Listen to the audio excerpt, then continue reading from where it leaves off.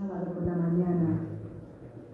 Pero nos queda esta gran tarde, que no la podemos perder. Yo voy a pedir un aplauso a la comisión que ha preparado con esmero este encuentro Torrejón en verso, con la dirección de Carmen G.G., Selene, Maribel, Ramona y Alberto. Pido un aplauso para ellos.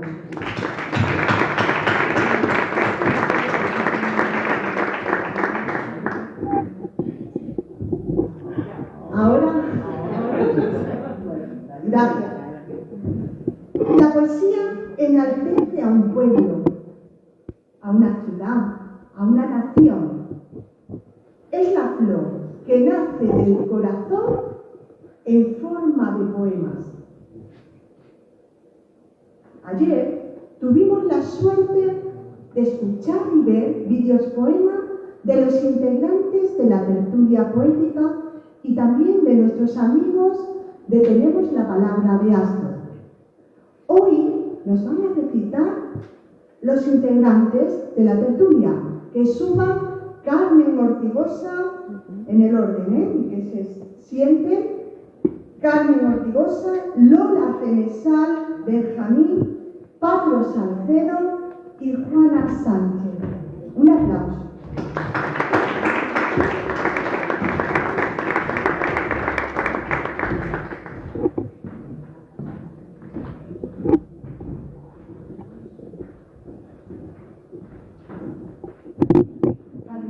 Para recitar, ya podemos recitar.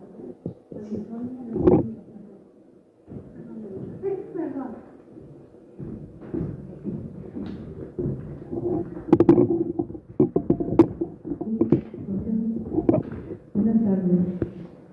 El poema que voy a leer se titula El verso, como el título de nuestro programa. Lleva un epígrafe que dice: solo los besos reinan, sol tibio y amarillo, brillante y delicado, del poema Los besos de Vicente Alexandre. Y el poema dice así: beso, caricia o muerte, encuentro de boca y piel, roce azul rendido al deseo, caricia etérea de soslayo, huella marcada que devina, canción de ruiseñores con un chasquido tibio, beso suave, sorprendido, gesto que roza suavemente y despierta el encuentro puro como efímeras mariposas, incendio imborrable en la memoria lejana que selló la llama del recuerdo fugaz, beso que brilla en el recuerdo, nueva sed, insaciable fantasma, apenas delirio de labios carmesí. Gracias. Benjamín.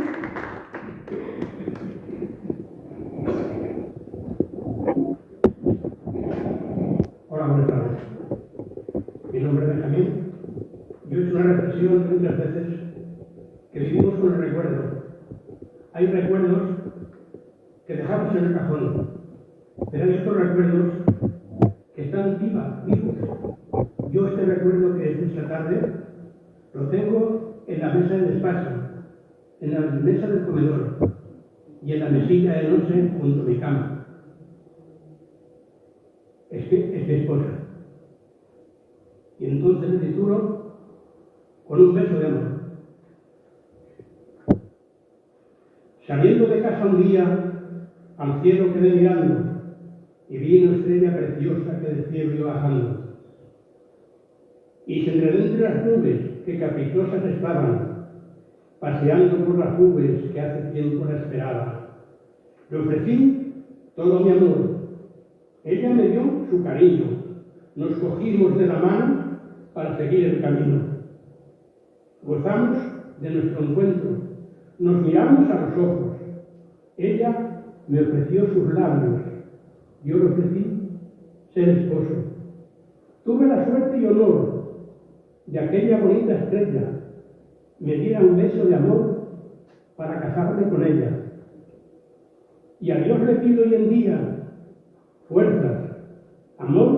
y consuelo, para mandarle mis besos, 1000 besos, que ahora se encuentra en el cielo.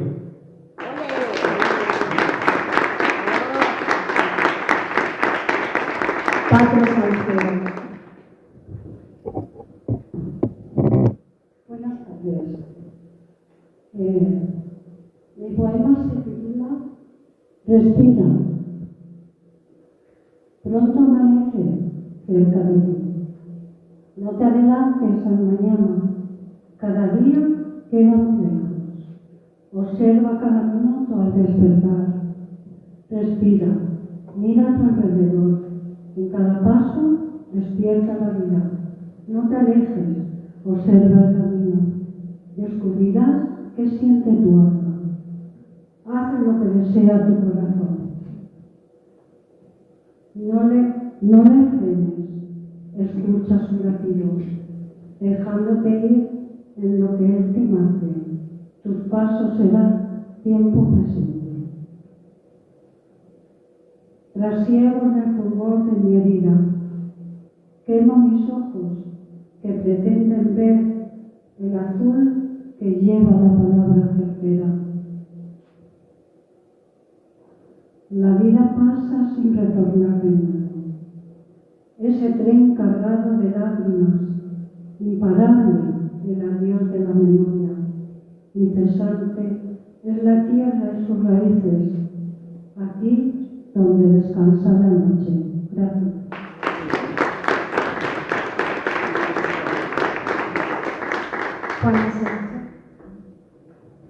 Hola, buenas tardes.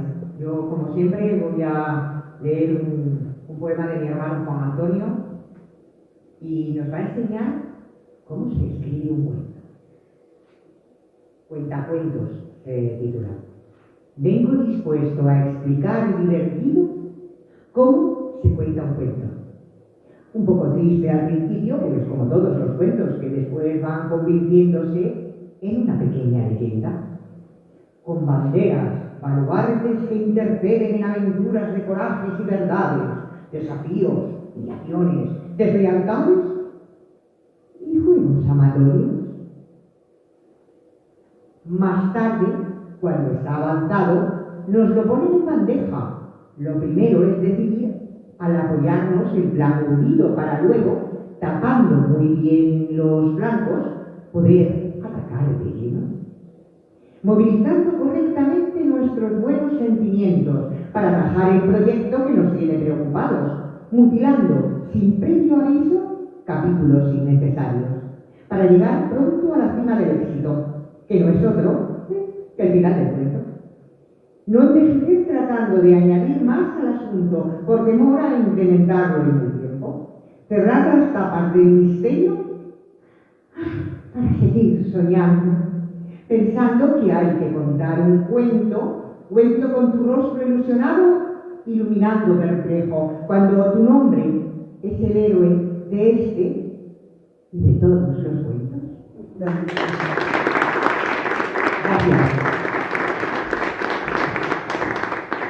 Ahora te citaré besos.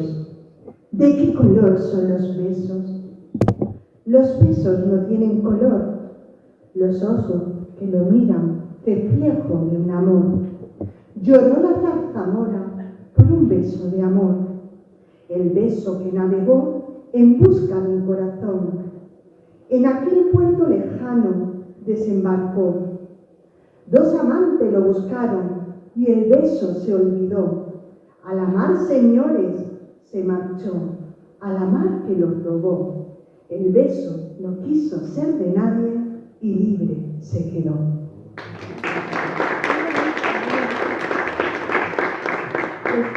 Los integrantes que no van a participar en el siguiente acto se pueden bajar.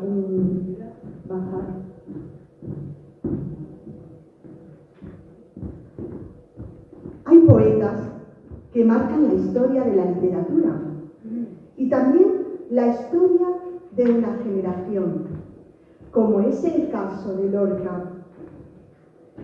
¿Quién no conoce la vida de este gran poeta granadino andaluz? Da la sensación que de Lorca lo conocemos todo. pero no es así.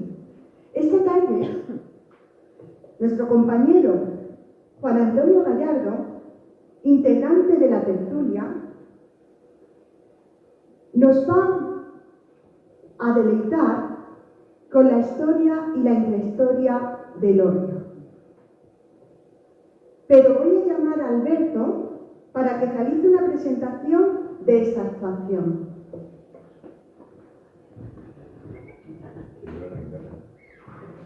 Alberto.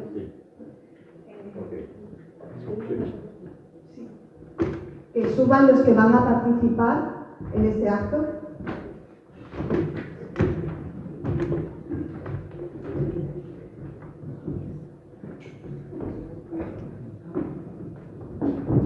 Sí.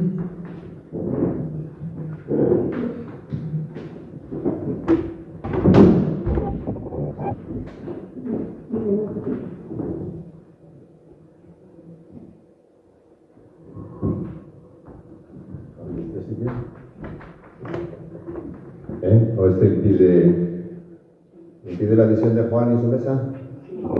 ¿Lo dejo aquí? Esperamos.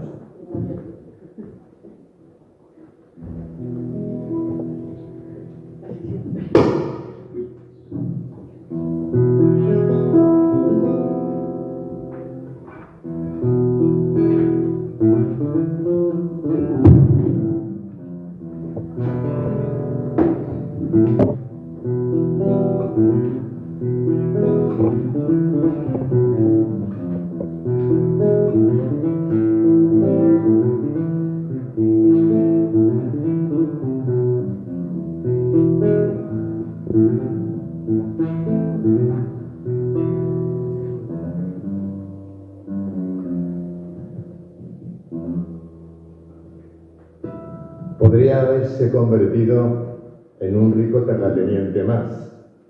Sin embargo, el camino que eligió fue diferente, tal vez por su leve cojera, o por el amaneramiento de sus gestos, o porque su propio maestro le apodara mariposa.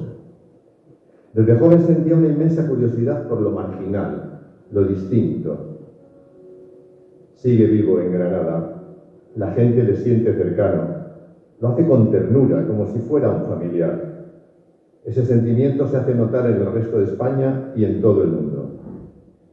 Hacer un homenaje a Federico García Lorca es lo menos que podemos hacer, pero lo es merecido por el solo hecho de ser él mismo y porque nos gustaría que nadie se aprovechara de la ignorancia, inclinándolo a su ver o a su entender. Dejemos que los genios vivan en paz. Federico García Lorca, poeta. No se oye.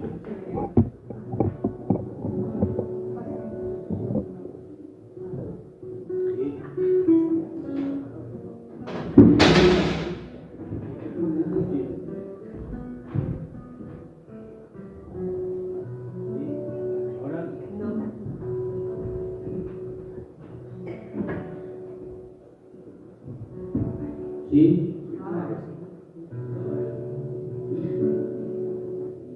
Federico García Lorca, poeta, de los más reconocidos de nuestra época, nace en Fuentevaqueros, un pueblo andaluz de la provincia de Granada, en junio de 1898. Su padre, Federico García Rodríguez, poseía terrenos en La Vega, donde se cultivaba remolacha y tabaco. Eran una familia pudiente y acomodada. A los 11 años de edad de Federico, toda la familia se establece en la ciudad de Granada, aunque seguirá pasando los veranos en el campo, donde escribió gran parte de su obra. Después de haber viajado mucho y vivido largos periodos en Madrid, Federico recordaría cómo le afectaba la ausencia de su tierra y decía: me siento ligado en todas mis emociones. Mis lejanos recuerdos de niño tienen sabor de tierra. Los bichos de la tierra, los animales, la gente campesina, las capto con el mismo espíritu de mis años infantiles. De otra manera, no podría haber escrito Bodas de Sangre. Intentó captar sus experiencias en la escuela, los juegos con los amigos, el ambiente de su casa y su asombro ante las desigualdades sociales.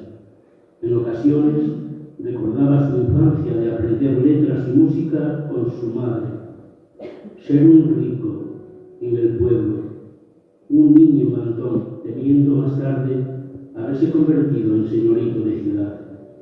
Sigue diciendo: los niños de mi escuela son muy trabajadores del campo y cuando me ven casi no se atreven a tocarme con sus manos sucias y de piedra por el trabajo.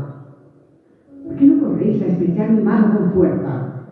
¿Creéis que la ciudad me ha cambiado? No. Vuestras manos son más sanas que las mías, vuestros corazones más puros que el mío. Vuestras almas de sufrimiento y trabajo son más altas que mi alma. Yo estoy cohibido ante vuestra humildad. Le fascinaba el teatro, tocaba el piano. El ambiente que rodeaba al joven estudiante era de una riqueza sorprendente. En la tertulia del rinconcillo del Café Alameda, García Lorca se reunía con frecuencia con un grupo de jóvenes de talento que llegaron a aceptar puestos importantes en el mundo del arte. En la universidad, dos profesores le abrieron camino: Fernando de los Ríos, profesor de Derecho Político comparado y futuro adalid del socialismo español, y Martín Domínguez de Rueta, titular de la teoría de la literatura y de las artes. Casi sin darse cuenta entra en el reino de la poesía y acabó ungiéndose de amor hacia todas las cosas. En el otoño de 1918 confiesa: me siento lleno de poesía, poesía fuerte, sana, fantástica, religiosa, mala, honda, canalla, mística. Todo. Quiero ser todas las cosas. En la primavera de 1919, varios miembros del Rinconcillo se habían trasladado ya a la capital, y en marzo de ese mismo año, José Mora Guarnido, periodista, escritor, escribe a Federico desde Madrid: debías venir aquí, dile a tu padre en mi nombre que te haría, mandándote aquí, más favor que con haberte traído al mundo. Fue Fernando de los Ríos quien convenció a los padres del poeta para que le dejaran salir de Granada y continuar sus estudios en la Residencia de Estudiantes de Madrid, dirigida por Alberto Jiménez Bravo, quien mantuvo siempre la más implacable neutralidad política, resistiéndose a toda presión oficial para que cambiara la orientación liberal de la residencia. Así fue como Federico García Lorca pasó a formar parte de una institución que pretendía ser, en palabras de su director, un hogar espiritual donde se frague y depure en corazones jóvenes. Fernando de los Ríos envió a Federico a conocer a Juan Ramón Jiménez y se inició una amistad duradera. Este era mentor de muchos poetas y le aconsejó que publicara algunos de sus versos. Así, libro de poemas son seleccionados con la ayuda de su hermano Francisco, todo lo que había escrito desde 1918, y algunos giran en torno de la fe religiosa, de los que habían escrito en prosa y en verso, otros sobre la naturaleza, o aquellos de recuperar una infancia perdida.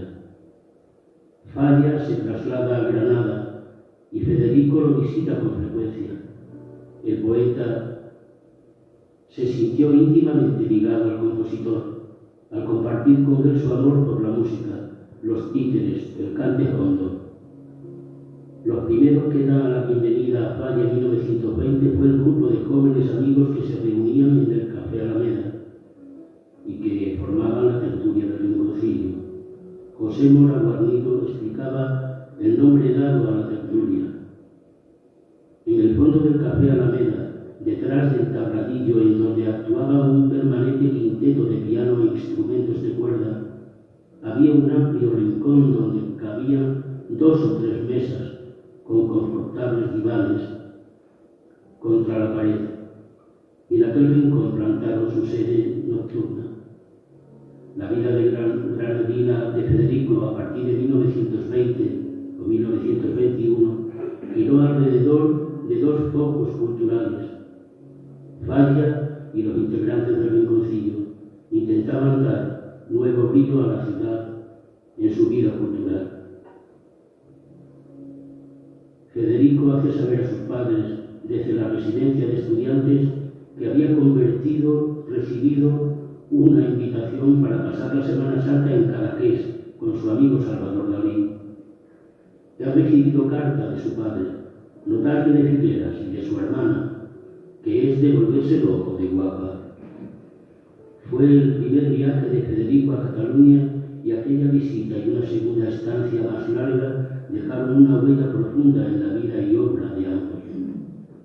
En sus discusiones en Madrid y Cadaqués, y el riquísimo epistolado que se ha conservado solo parte, los dos amigos abordaban cuestiones estéticas de profundo interés para ambos. Dalí alienta a Federico a comprender la pintura moderna y lo anima, como dibujante, a presentar su primera exposición en enero de 1927 en las Galerías Dalmau de Barcelona. A su vez fue Federico quien animó a Dalí como escritor. Mientras Federico descubría un mundo cultural en Barcelona, los poetas españoles trataban de rescatar a Luis de Góngora y Argote, que dejó una huella en Federico, en la poesía, así La Sirenita y El Carabinero, y en algunos poemas de los romances gitanos. Esta celebración sirvió para aunar a los poetas españoles y empezaron a llamarse Generación.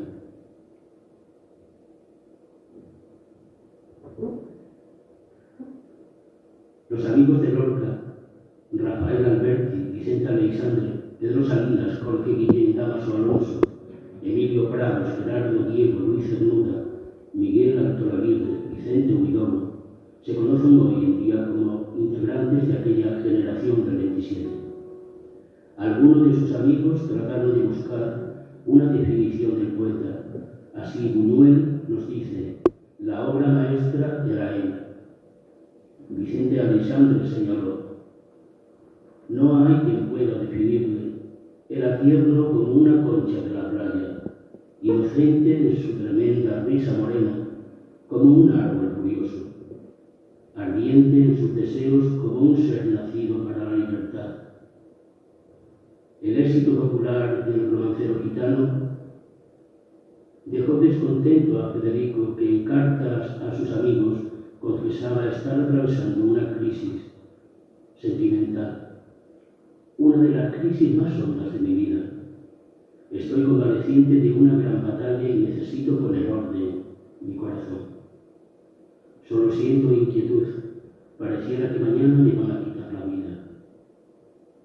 La crisis de García Lorca había sido provocada por una parte con el éxito popular del romancero gitano. Surgió la imagen pública de un Lorca costumbrista, cantor de los gitanos, ligado al folclore andaluz. El mismo poeta se había quejado de esa imagen antes de que saliera el romancero. Se lo hace saber en una carta a Jorge Guillén en enero de 1927. Me va molestando un poco mi mito de gitanería. Los gitanos son un tema y nada más. Yo podía ser lo mismo poeta de agujas de coser o de paisajes hidráulicos. Por otra parte, mientras Dalí y Luis Buñuel criticaban duramente su obra, Lorca se separó de Emilio Aladrén, un joven escultor con el que había tenido una fuerte relación afectiva. De entre todas estas desventuras, estaba claro que el poeta necesitaba un descanso, un cambio de ambiente. Fernando de los Ríos, antiguo maestro de Federico y amigo de su familia, propuso que el joven poeta le acompañara a Nueva York, donde tendría la oportunidad de aprender inglés. La estancia en Nueva York fue una de las experiencias más útiles de mi vida. Los 9 meses en esta ciudad y luego en Cuba aliviado su visión de sí mismo y de su arte. García Lorca detestaba la política partidaria y resistió la presión de sus amigos para que se hiciera miembro del Partido Comunista. Era conocido como liberal y sufrió con frecuencia las arremetidas de los conservadores por su amistad con Margarita Xirgu o con el ministro socialista Fernando de los Ríos. Sus numerosas declaraciones a la prensa sobre la injusticia social le convirtieron en un personaje antipático e incómodo para la derecha. Al borde de la guerra decide marchar a Granada para reunirse con su familia. Federico García Lorca tiene una larga lucha entre vivir y ocultar su homosexualidad. Asumía como normales sus preferencias sexuales, su amistad con figuras como Luis Buñuel, conocido homófobo, y Salvador Dalí, quien no reconocía abiertamente su homosexualidad, le llevó a ocultarlas en público, mostrándolas solo en sus poemas. A pesar de ser poeta reconocido, vivió en medio de una sociedad poco tolerante. Incluso algunos de sus amigos más cercanos tenían posturas claramente homófobas, por lo cual, a pesar de que era consciente de su inclinación sexual, la aceptaba como algo natural. En público estuvo toda la vida tratando de ocultarlo. Algunos de estos amigos íntimos tenemos a Juan Ramírez de Lucas, escritor y periodista español y pareja sentimental de García Lorca. Se conocieron en Madrid durante la Segunda República Española. Federico le llamaba el rubio de Albacete. Escribió un poema dentro de Sonetos del amor oscuro que dice: aquel rubio de Albacete vino, madre, y me miró, no lo puedo mirar. Aquel rubio de los trigos, hijo de verde aurora, alto, solo y sin amigos, y son y calle a deshoras. La noche se tiñe y llora de un dolor fulgor, no lo puedo mirar yo. Ramírez de Lucas guardó silencio durante 70 años, pero no quiso que su secreto desapareciera con él, y antes de fallecer, en 2010, entregó su legado a sus hermanos para que lo hicieran público. Rafael Rodríguez Racún, conocido como las Tres Guerras y último gran amor de Federico, jugador del Atlético de Madrid, actor y soldado español, ingeniero y militante del PSOE, dentro del mismo Sonetos del amor oscuro, dedicó a Rafael el soneto de la dulce queja. Tengo miedo a perder la maravilla de tus ojos de estatua y el acento que de noche me pone en la mejilla, la solitaria rosa de tu aliento. Sin embargo, la obra más célebre de este periodo es el Romancero Gitano. Corresponden 18 romances con temas como la noche, la luna, la muerte. Giran en torno a la cultura gitana. Poeta en Nueva York es un grito de horror, de denuncia contra la injusticia y la discriminación, contra la desaparición humana de la sociedad moderna. Otros, como poemas de canto hondo, Diván de Tamariz y títulos sorprendentes y activos: Yerma, Doña Rosita la soltera, Mariana Pineda, la zapatera prodigiosa. Del Romancero Gitano, cada poema estaba dedicado y lo hacía a su hermana Conchita, Dámaso Alonso, José Navarro Palma, Margarita Xirgu, Emilio Aladré, y uno de ellos, Romance sonámbulo, dedicado a Gloria Ginés y Fernando de los Ríos. El poema es una oda al color verde que simboliza tanto la vida como la muerte, la naturaleza y el destino. El verde se asocia con el mundo natural y también con el misterio, con lo inalcanzable. Dice así: verde que te quiero verde, verde viento, verdes ramas, el barco sobre la mar y el caballo en la montaña. Con la sombra en la cintura, ella sueña en su baranda. Verde carne, pelo verde, con ojos de fría plata. Verde que te quiero verde, bajo la luna gitana, las cosas la están mirando y ella no puede mirarlas.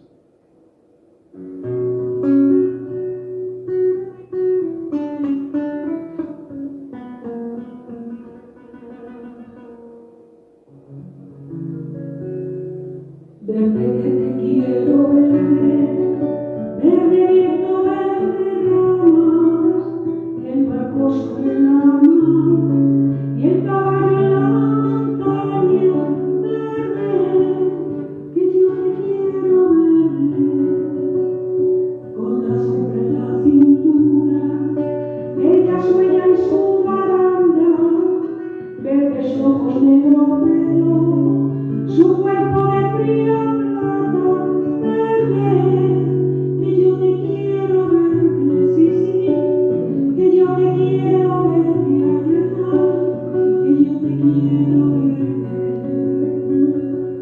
Compadre, quiero cambiar mi caballo por tu casa, mi montura por tu espejo, mi cuchillo por tu manta, verde, que yo te quiero verde, sí, sí, que yo te quiero verde, ay, ay, ay, que yo te quiero verde. Compadre, vengo sangrando desde los cuerpos de cabra, y si yo fuera mocito, este trato no cerraba, verde, que yo te quiero verde. Compadre, ¿dónde está Tine? ¿Dónde está mi niña negra? ¿Cuántas veces la esperé? ¿Cuántas veces la esperaba? Verde, que yo te quiero verde, sí, sí, que yo te quiero verde, ay, ay, que yo te quiero verde,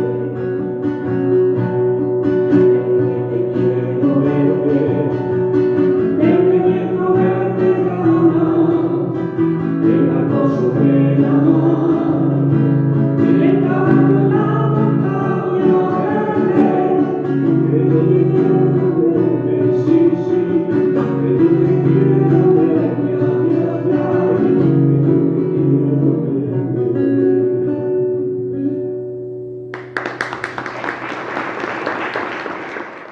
A partir de los años 30, con el éxito de Bodas de Sangre y Mariana Pineda, obras de teatro, le da alas a Federico para viajar y lo hace a menudo a América. Bodas de Sangre pertenece al género de la tragedia, inspirada en un hecho real sucedido en Almería. Denuncia la violencia que sufren algunos personajes, en especial la mujer. Una pareja está a punto de contraer matrimonio, viéndose frustrado por la aparición de un antiguo amor de la joven. Esta relativa paz le permite aumentar su producción. Yerma y la casa de Bernardo Alba son fruto de esos momentos dorados.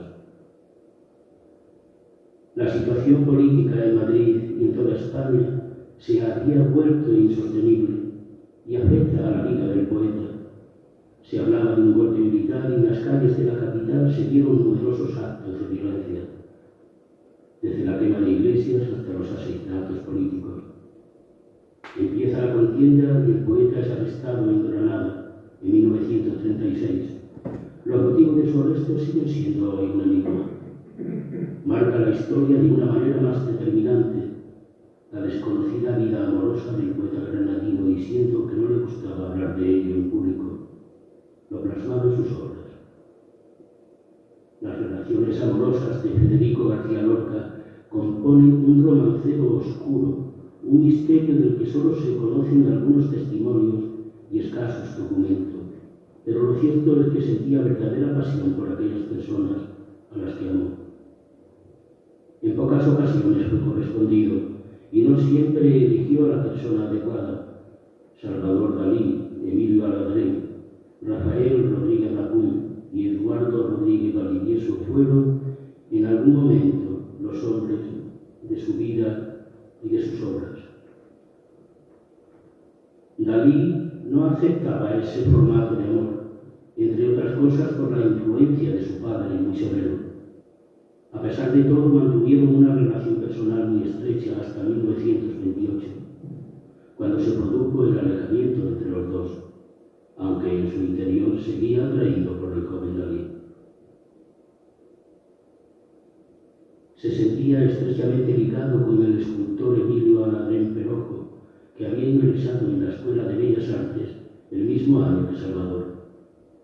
8 años más joven que Lorca, era un joven guapo, cabello negro, ojos grandes, algo oblicuos, y ese aire entre tahitiano y ruso. Sale a la luz, después de 50 años, un documento de la Jefatura Superior de Granada. El informe lo define como socialista y masón, y amanerado. Relata cómo fue detenido.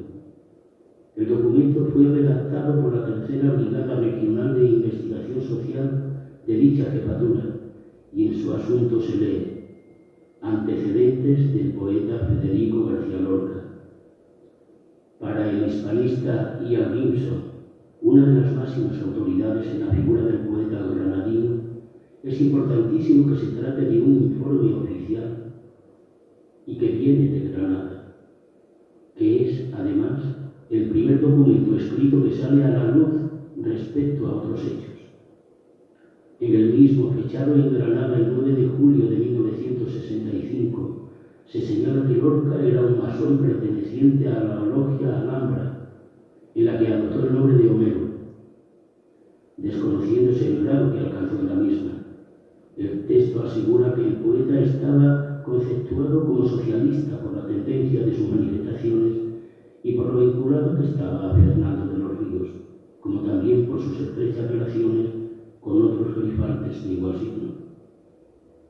Además, indica que estaba tildado de prácticas afectuosas, aberración que se llegó a ser voz populi, pero lo cierto es que no hay antecedentes de ningún caso concreto. En el documento se asegura que Lorca fue detenido en la vivienda de sus amigos los hermanos Rosales, donde se había refugiado. El informe policial afirma que el poeta fue sacado del gobierno civil por fuerzas dependientes del mismo y conducido en un coche al término de Vizna y en las inmediaciones del lugar conocido como Fuente Grande, en unión de otro detenido cuyas circunstancias personales se desconocen. Fue pasado por las armas después de haber confesado. Revela que fue enterrado en aquel paraje, muy a flor de tierra, en un barranco situado a 2 kilómetros a la derecha de dicha Fuente Grande, en un lugar que se hace muy difícil de localizar.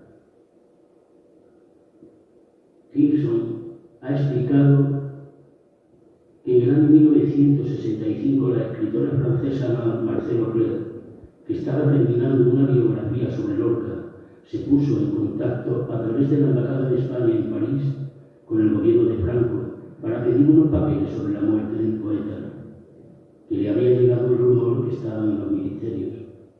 Esto creó un problema para el gobierno, porque ya se sabía que Lorca no había sido fusilado por unos descontrolados, sino por las órdenes del gobierno civil de Granada. Añade Gibson que el ministro de Exteriores Castilla y el de Gobernación Alonso Vega llegaron a la conclusión de que era mejor entregarle la documentación a la francesa, porque va a crear un grave problema. No obstante, sigue Gibson diciendo que el informe de 1965 de la Jefatura Superior de Policía de Granada ya había sido recogido en buena parte por el periodista falangista Eduardo Molina Fajardo.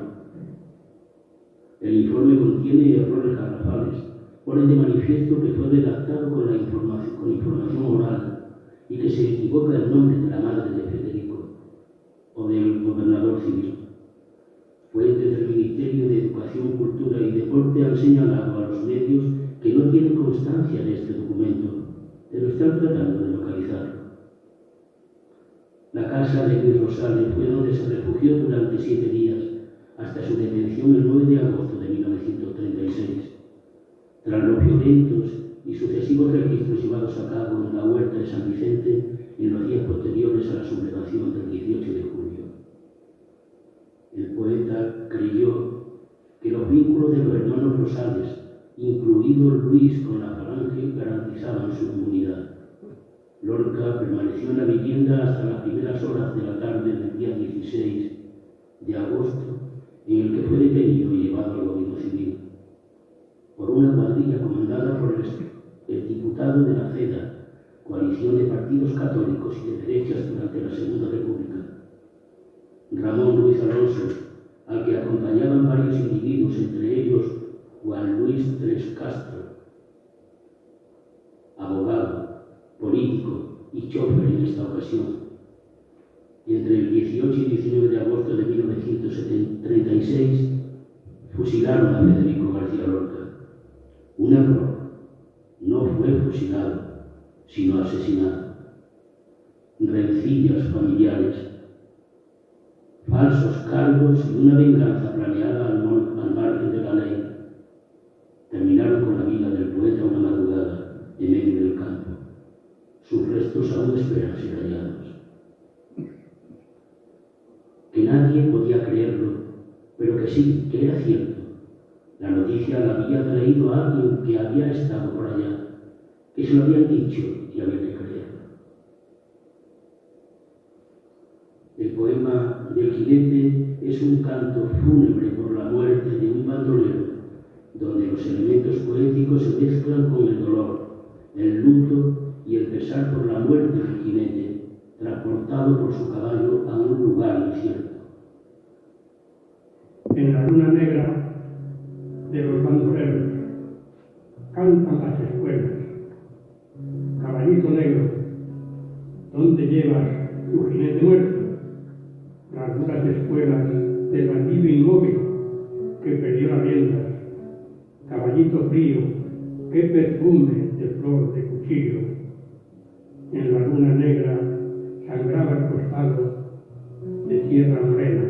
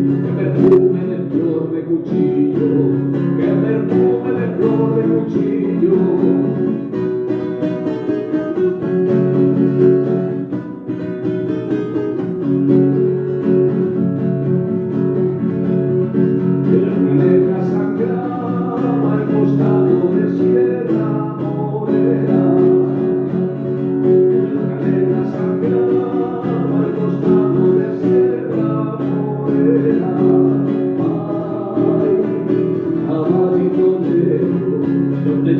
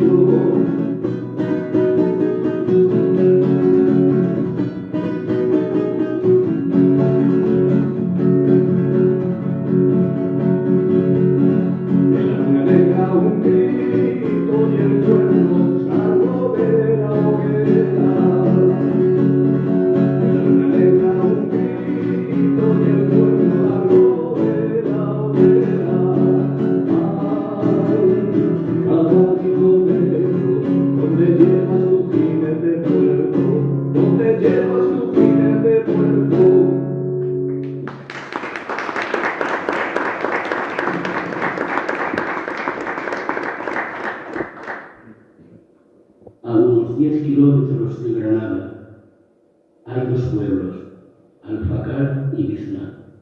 En este último estaba el cuartel de la primera falange española de Granada. De ahí partían a las afueras, donde se realizaban los fusilamientos y se enterraban a las víctimas. Allí, en un lugar que los testigos de la historia han podido precisar con exactitud. Alrededor de los motivos de su muerte se tejió una complicada red de viejas rencillas entre familias, cuestiones políticas, económicas y algún prejuicio típico de la época. Algunos dicen que el instigador de la muerte de Lorca fue Horacio Roldán. Los Roldán estaban enfrentados a los García Lorca, tanto por motivos políticos como económicos. Pepe el Romano fue retratado por Federico en la casa de Bernarda Alba, quien a través de la obra atacó tanto a los albas como a los romanos. Posibles motivos para desear la muerte del poeta. Tengamos presente que esos motivos se encumbran más apoyados en el alzamiento bélico. Velasco Cimarro, integrante de la Guardia Civil, tenía un cierto encono hacia Lorca al publicar el romancero gitano, en el que incluyó el romancero a la Guardia Civil, criticando las acciones del cuerpo.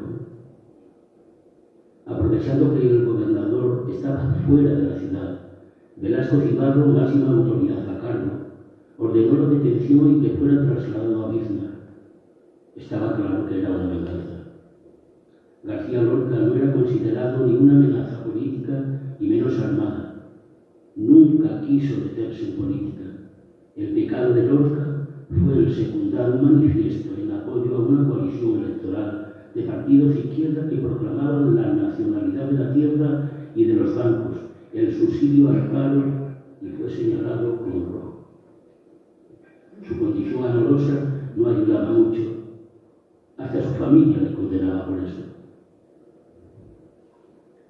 Los detenidos llegaban de noche y eran encerrados en Bizna. Les daban la oportunidad de confesarse. Al amanecer al campo a ser ejecutados. Los pelotones estaban formados por personal con ansias de venganza y voluntarios que solo les unían las ganas de matar. Los llamaban las escuadras negras. Pasado ya el tiempo, dejando correr la memoria, así recordaba Antonio Machado a Federico García Lorca con este poema titulado El crimen.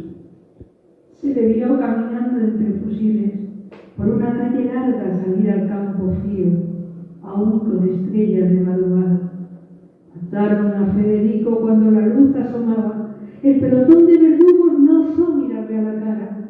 Todos cerraron los ojos, rezaron, mi Dios te salva. Muerto cayó Federico, sangre en la frente y plomo en las entrañas. Que fue en Granada el crimen, sabed, pobre Granada, en su Granada. Dentro de su quebranto y dolor, Antonio Machado se hacía una pregunta. ¿Pudo Granada defender a su poeta? Creo que sí. Fácil le hubiera sido probar a los verdugos del Fastio, grupos políticos de muchas orientaciones diferentes y hasta opuestas, que Lorca era políticamente inocuo y que el pueblo que Federico amaba y cuyas canciones recogía no era precisamente el que cante la Internacional. La historia cuenta los hechos que han sucedido en el pasado, aunque en ocasiones cuenta lo acaecido con colores amargos. Por eso estoy abierto a poner en valor otras manifestaciones que han realizado otros puntos de vista. El asesinato de Federico García Lorca fue una monstruosidad, como todos los asesinatos, y no tiene justificación, como ningún asesinato. Su muerte se presentó como un crimen de Estado franquista y esto no puede ser cierto, pues aún no existía ese Estado, ni tan siquiera gobierno en la zona del otro lado. Pero no negaré que la historia debe mantener en vivo que la muerte del poeta lo fue por un pequeño grupo de incontrolados, tolerada por la incompetencia del gobernador dado en circunstancias de aislamiento total de sus manos. Todos sabían que Federico era ajeno a la política, todos, incluso aquellos que le sacaron del gobierno civil para llevar la misma, todos lo sabían. García Lorca era inocuo a la política. Los que se hacen llamar los suyos sabían que a Federico no lo había matado el franquismo, pero le tenía muy bien el meter todo en el mismo cesto y sacar lo que para sus intereses le viniera bien. Así hablaba Luis Hurtado Álvarez, falangista e íntimo amigo de Federico, que decía: a España le han asesinado a su mejor poeta. Seguía diciendo: yo afirmo solemnemente nuestra amistad, que Falange Española y el Ejército de España tomaron parte en tu muerte. Sentimientos similares, quien lo niegue, miente. Los hombres nos conocemos cuando hemos llorado juntos muchas veces. Si para toda persona de buenos sentimientos, para amantes de la paz, justicia y la verdad, si para todos los que aman la poesía es motivo de rabia y desazón el vil y absurdo asesinato de García Lorca, más lo será para los hermanos Rosales, y entre ellos el poeta Luis, que representaba la falange granadina de antes de la guerra, el único y frustrado salvavidas al que inútilmente se aferró Federico. La propaganda estalinista se apodera de la figura del poeta y continúa insistiendo en la falsa acusación de asesinato político. Luis Rosales, amigo y discípulo de Federico, declaraba harto de tantas mentiras. Lo mataron por una calumnia y ahí están los documentos. En Lorca se funden la poesía culta y la popular, la tradición y la modernidad, el localismo y la poesía universal. Su nombre ha servido de bandera a grupos y partidos muy alejados de los ideales humanos y políticos del poeta. Miguel, uno de los hermanos Rosales, preguntaba a Luis Alonso, de las milicias de la Z, qué estaba pasando ante la detención de Federico García Lorca. Tengo orden de detener a Federico García Lorca. ¿Por qué? Porque ha hecho más daño con su pluma que otro con las armas. El acta de defunción dice: don Federico García Lorca falleció en el mes de agosto de 1936 a consecuencia de heridas producidas por hechos de guerra, siendo encontrado en el cadáver el día 20 del mismo mes en la carretera de Biznar al Alfacar. La fórmula heridas por hechos de guerra es la misma que se ordenó utilizar para todas las autoridades del alzamiento en todos los registros civiles para los fusilados. Se trata de una generalización falsa, pues en el caso de Federico, este no estaba luchando en medios de guerra. En Granada había unos que quisieron matarle y otros protegerle, y que los primeros ganaron la partida. Y Atkinson, su cronista, venía a decir: ni Franco era Franco entonces, y quien manda en Andalucía es Gonzalo Queipo de Llano, y Franco no intervino para nada en lo que pasó con Lorca. Pero detrás de la detención y el asesinato, lo que latía era la lucha por el poder entre los falangistas y los ceristas, aunque todos llevaran camisa azul, por el control político, y nada mejor que eliminar la influencia de los jefes de Falange Española, acusándoles de proteger a un denunciado. La vida de Lorca no fue protegida pese a la promesa de la autoridad a los falangistas. En el romance de La Luna, Luna, el poema narra la muerte trágica de un niño gitano a manos de otros gitanos mientras baila con la luna en una fragua. Metido en figuras literarias, metáforas y símiles, Lorca dota a la luna de atributos femeninos y sensuales. Termina con la llegada de los gitanos y el descubrimiento del niño muerto. La luna vino a la fragua con su polizón de nardos. El niño la mira, mira. El niño la está mirando. En el aire conmovido mueve la luna sus brazos y enseña lúbrica y pura sus senos de duro estado. Huye luna, luna, luna, si vinieran los gitanos, harían con tu corazón collares y anillos blancos. Ante el pelotón, la situación se hace irreversible y hasta sorprendente cuando ve entre los que le dan el paseo a aquel pariente de su padre, Benavides, nieto de la hermana de la primera mujer del padre del poeta.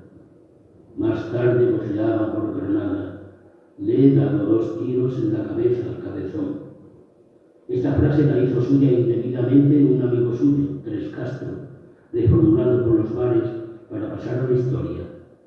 Esta frase de Tres Castro era falsa.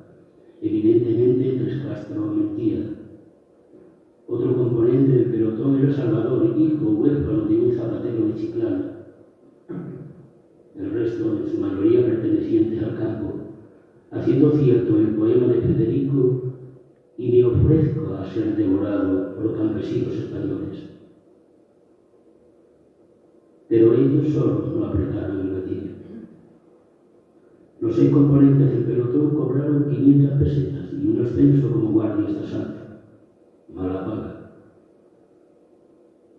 Por recordar una frase de Federico García Lorca que dice: siempre estaré del lado de aquellos que no tienen nada y que ni siquiera pueden disfrutar de nada de lo que tienen en paz. Un poeta no puede decir nada de la poesía. Eso se lo dejamos a los críticos y profesores.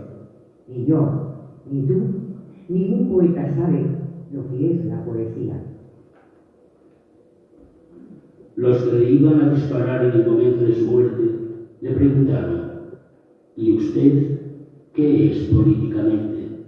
García Lorca respondió: soy católico, comunista, anarquista, libertario, tradicionalista y monárquico.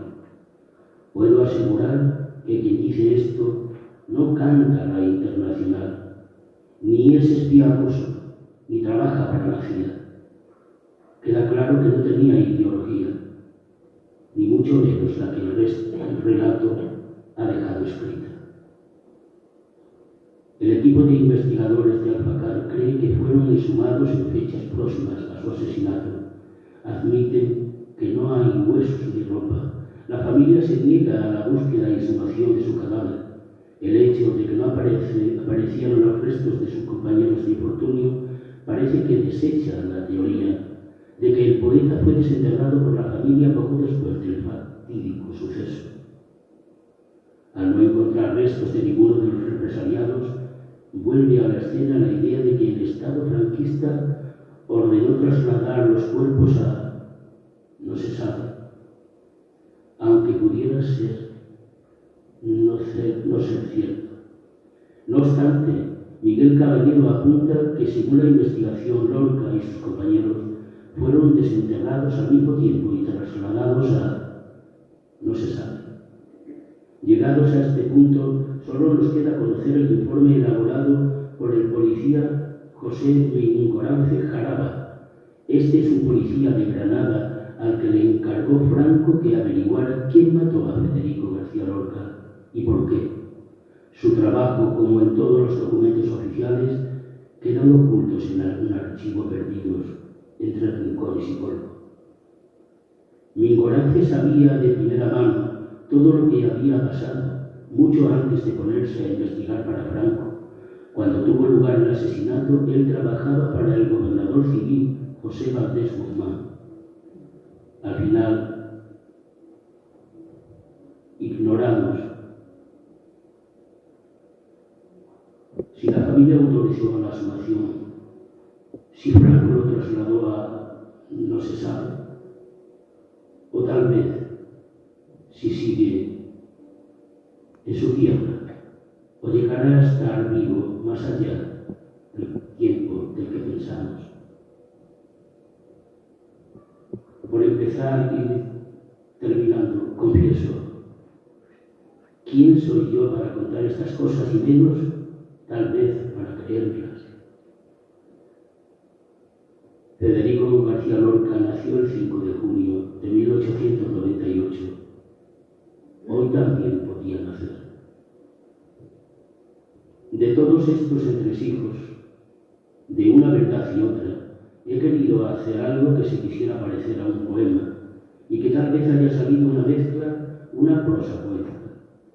He querido que quien habla sea el mismo García Lorca. De tu nombre el saber. Ignoro si nací por necesidad o porque el mundo me estaba esperando. Trato nocivo de una venganza sobrante, represalia para innecesaria muerte.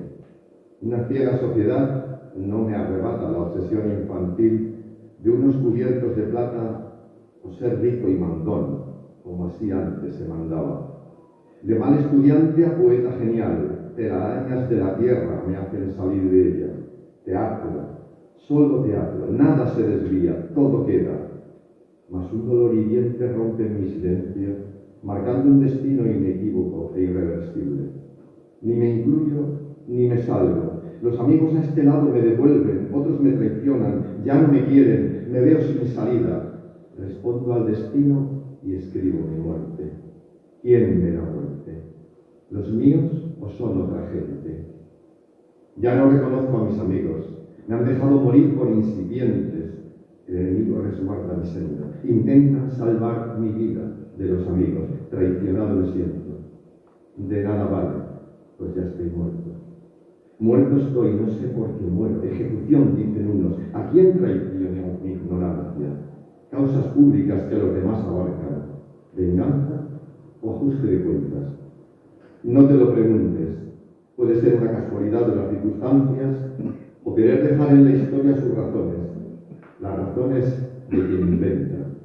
De mi burguesía el dolor, de mis reclamos las penas, de mi muerte aparente dolor de una historia como calendario, vendido por mano testaruda. Verso amargo que nadie entendiera y vivir como si nada, con la tristeza escondida, cerrados los ojos para evitar el saber. Me buscáis en lugares de estancias y no estoy, pero ¿quién me busca? Si fueran los míos, solo preguntad y encontraréis mi destino. Me buscan unos en casa de otros que no son los míos, me ocultan para salvarme de absurdas acusaciones. Y eso ya quien lo firma lo sabe. La ejecución es la clave. No sé quién habla. Una voz cantarina canta. Nuestro amigo muerto le hemos arrancado la vida, pero la culpa será de ellos. Da lo mismo la fecha, ni dónde mi cuerpo esté escondido. Tal vez un amante quisiera resguardarme de maleantes. No he sido muerto ni matado. Asesinado sí, por un corrillo de desalmados mientras culpan como asesino a unas manos inocentes que se esforzaban por salvarme con pasión de esa muerte. Todos saben quién ha sido, valoran su silencio del hablar no existante. Cuando proceda, ya no será lo que era. Los amigos más cercanos, familias airosas, se piensa que fueron las manos que apuntaron al silencio del asesinato. O tal vez haya quien dice otra cosa, dudas de color oscuro, y la verdad se queda en que el muerto es envidiado. Se ignora del porqué de la envidia, si de poeta o ser humano, de amigo de mis amigos, homosexual deseado, sin haber conseguido qué hacer de mis apelativos, porque dicen soy un sin par, muy conocido. No tengo color, de todos soy amigo y canto. Soy español, soy hombre del mundo, hermano de todos, seguro que no me confundo.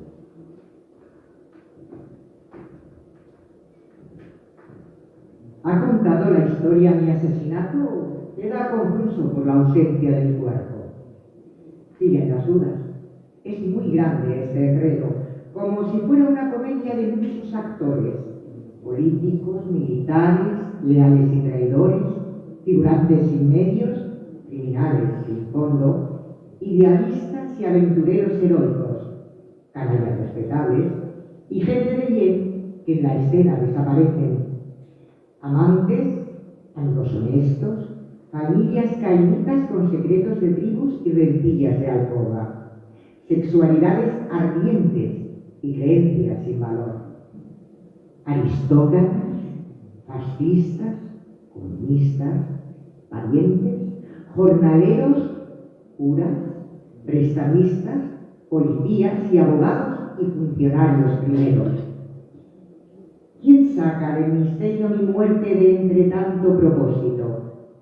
O tal vez gente inocente, perseguida por culpa negra, criminales sin sombra, desaparecidos de los papeles y de la memoria, relatos que narran lo que no saben, mentiras que se mueven solas, o verdades de las que se esconden silencios que se cobran, mentiras que andan solas. Han buscado mi muerte a su manera, dado nombre a mi nombre como hombre en la historia de vida secreta. Buscan mi final ahora, rompen mi color en una tierra amarga de unas quimeras bobas. El sabio salva sus errores, siguen engañando al mundo con sus voces. La contrarrevolución no me busca, no soy ningún peligro, ni tampoco elemento de política significado. Y al final me preguntó, ¿por qué no fui fusilado, que era en aquel momento costumbre, por consiguiente asesinado? O tal vez no, ya que se jacta Tres Castro Medina de haberme fusilado, y mucho habla, no dice cosa, lo dice hasta el resto de su obra, que bien pudiera abrir la puerta, dejándome libre a escondidas. No me busquéis, mi cuerpo no está enterrado, sigo vivo en cualquier lado. Cuando voy a mi tierra, solo me saluda el aire. Mi muerte fue necesaria y bien cumplida, según dicen los de mi mala suerte y hasta los que desean que viva. No se hable más de mí, que van a decir mis amigos que conocieron mi vida y convivieron conmigo, y esa historia andará confusa y loca, pues no sabe lo que decir, sino lo que le viene en boca.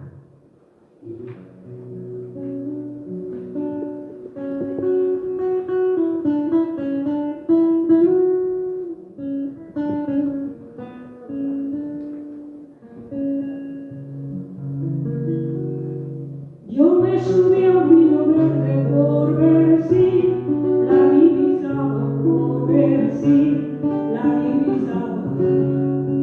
Y solo vi el polvo del coche que la llevaba, el coche que la llevaba.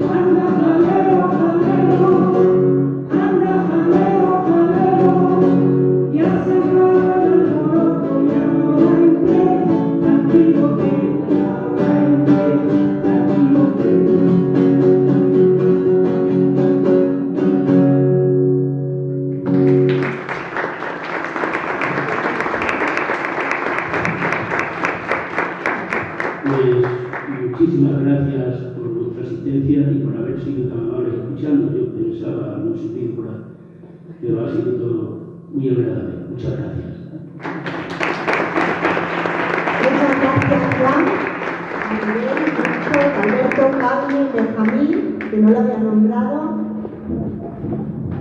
a Juana Sedene por participar y a Ramona. Lorca sigue vivo. Gracias, Juan, por traérnoslos. Ahora vamos a y vamos en un momento a unos minutillos para preparar el escenario porque nos queda mucho, muchas sorpresas.